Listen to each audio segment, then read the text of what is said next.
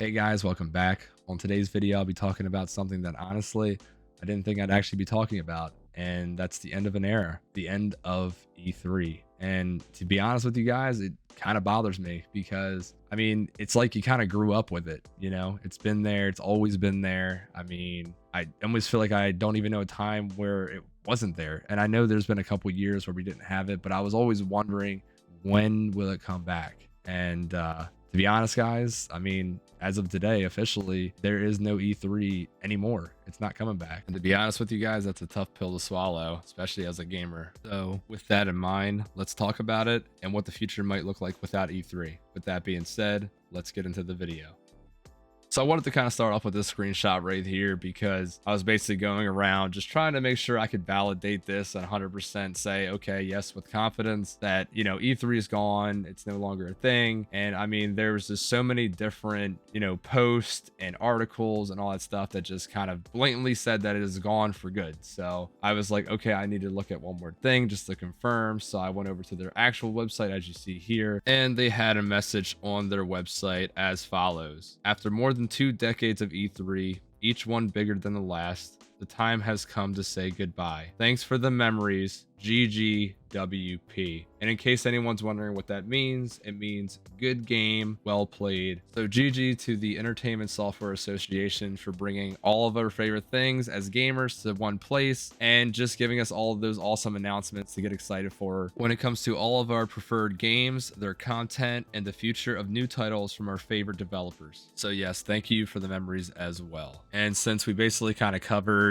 is this really a thing? Did this happen? Yes, it did. And that all confirms it. So I kind of want to get into the possible why this may have happened. So I will go into that with the screenshot as you see right here. So I pulled this piece of an article from the IGN website because I felt like it covered some good information on the history of E3, which it started in 1995 and how it's been known over 2 decades for providing memorable video game news, basically being a really good entertainment expo for companies like Sony, Nintendo, and Microsoft. Now, this might not be anything new to anybody, but it's always good to know the start and kind of where it's going. That's why I wanted to kind of cover that. Now that we kind of already went over the history and where it's kind of going and the direction it wanted to go the whole time, the whole reason why this expo kind of stayed afloat in the first place was because a lot of these companies were showing up to the event, right? And once these video game companies like Nintendo and Sony started to do their own thing and started doing Nintendo Direct and State of Play, it kind of,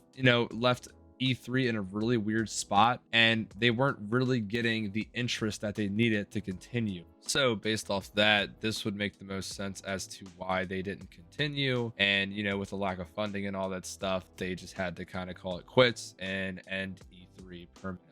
Finally, the IGN article goes on to talk about the Game Awards and how this will become essentially the future E3, since the one we just got recently was jam-packed full of announcements for video games, especially new ones that are coming out in the future, and also the Game Awards itself, as it always has in the past. So I guess in some sense, even though E3 is gone, we'll still have the Game Awards to fall back on top of all of the other game companies doing their own announcements moving forward. So yes, in a sense, I'm still bummed that E3 is actually going to be gone, but in another sense, I'm relieved that there's something to kind of take its place when it's no longer there. So at least that's something. And if the Game Awards does anything better than it did this year, then I do have high hopes that it will live up to that E3 expectation and hype that it usually would have. All right, guys, I wanted to end the video by memorializing E3 by showcasing one of my favorite E3 conferences from 2007.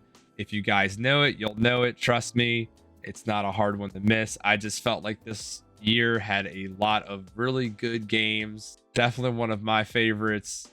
Let me know what your favorite is in the comment section. And guys, if you like the content, consider liking the video and subscribe to the channel if you want to see more stuff like this. So with that being said, guys, I appreciate you for watching, and I'll see you on the next one. Peace.